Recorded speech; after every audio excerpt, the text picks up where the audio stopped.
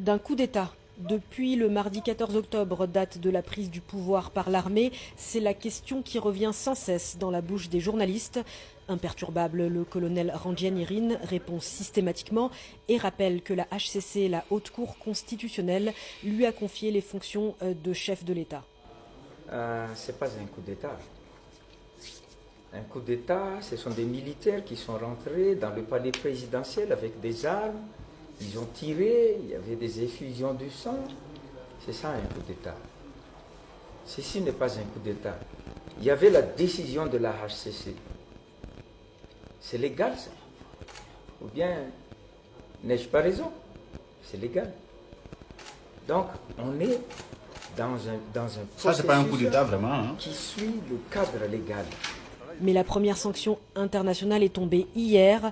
L'Union africaine a condamné sans appel la prise du pouvoir par les militaires le 14 octobre et a décidé de suspendre avec effet immédiat la participation de la République de Madagascar à toutes les activités de l'Union africaine.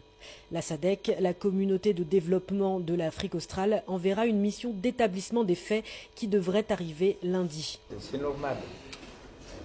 Une organisation comme l'Union africaine, elle doit réagir comme ça.